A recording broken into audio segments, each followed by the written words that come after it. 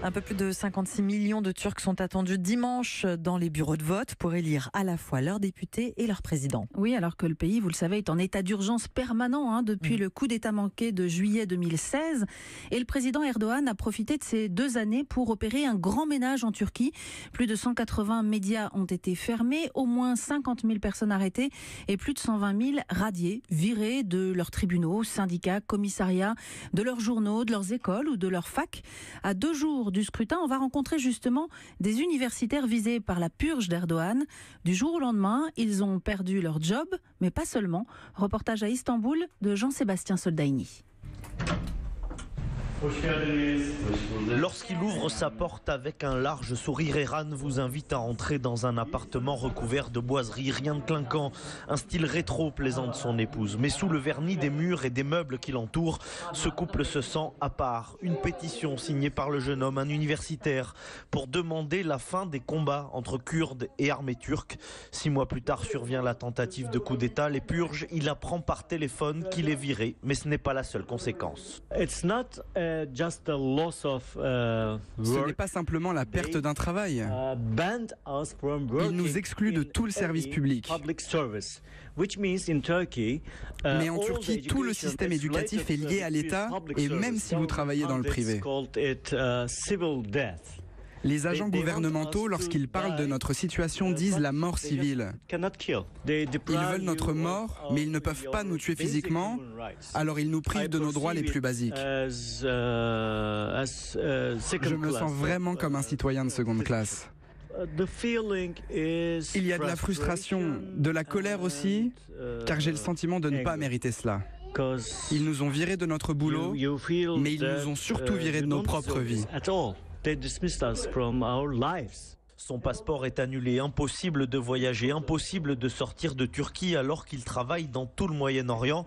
Pour compenser la perte de revenus, il s'est mis en quête d'un nouveau travail, parfois sans relation avec sa formation de chercheur. Mais il s'est vite rendu compte que le gouvernement fait tout pour empêcher ces personnes sèchement limogées de se reconstruire.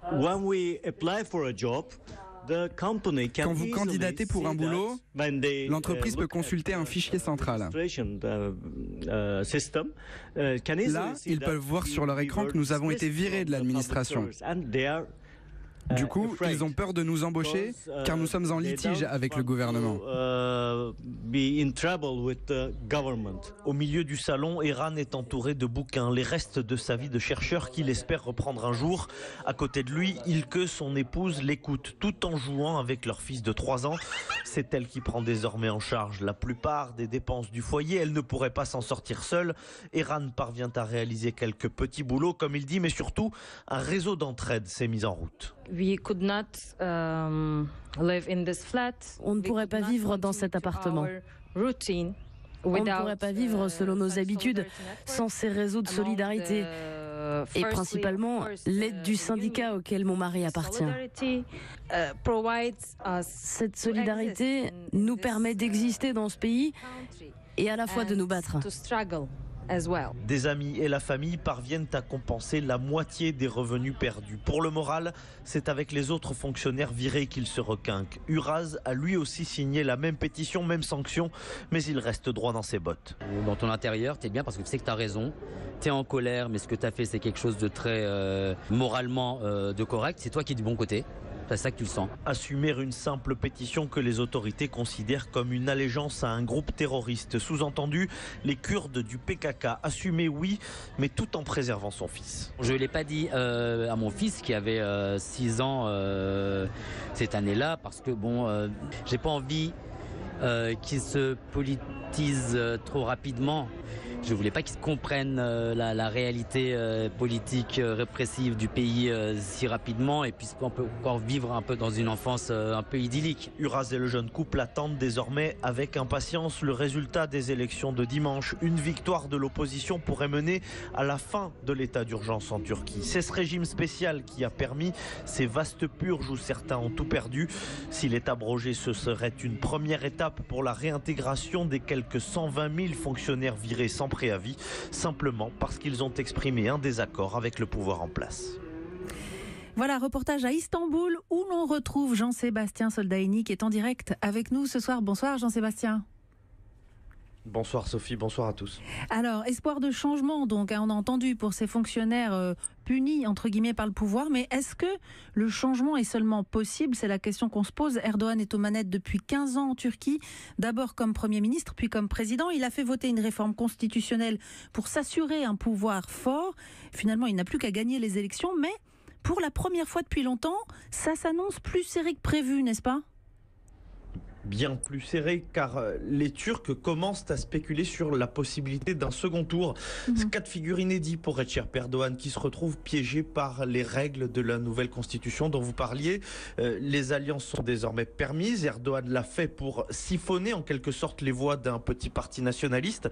Ce qu'il n'avait pas prévu, c'est que les autres partis d'opposition parviennent à s'entendre. Et comme ils ont des représentants très efficaces, la sauce discuter la majorité au président turc. Attention, ils ne font pas liste commune, mais ils sont d'accord pour se rallier derrière un seul nom, car en cas de second tour, cela plaît aux électeurs et il y a une vraie dynamique qui s'installe. Il n'y a qu'à voir les meetings du principal concurrent, ils sont bien plus fréquentés que ceux de Recep Erdogan, même si les chaînes de télé en montrent le moins possible. Voilà, et on vous a retrouvé par téléphone puisque la ligne satellite n'a pas tenu, mais vous êtes toujours bien là avec nous, Jean-Sébastien.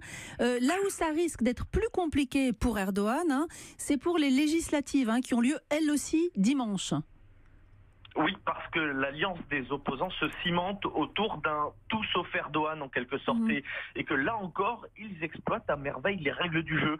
Jusqu'à présent, lorsqu'un parti n'atteignait pas les 10%, il donnait toutes ses voix à celui qui arrive en tête. Sauf que cette fois, ils se sont mis d'accord, ils ont donné des consignes de vote à leurs militants pour aider le plus faible, le parti pro-kurde, l'aider à passer ce barrage des 10%, et s'ils y parviennent, le parti de Recep Erdogan, l'AKP, n'aura pas la majorité. Dans ce cas-là, le régime présidentiel voulu par Erdogan risque de conduire à un blocage. Le président ne pourra faire passer aucune loi et au contraire, les députés pourront faire passer des lois à l'usure. Voilà, donc de gros enjeux pour ce scrutin en Turquie. Ça se passe dimanche et vous nous racontez tout sur Europe 1, Jean-Sébastien. Bien entendu. Oui, merci. Je suis là avec vous. Merci et à très vite. Et pardon pour ces petits soucis techniques vite résolus à nos auditeurs.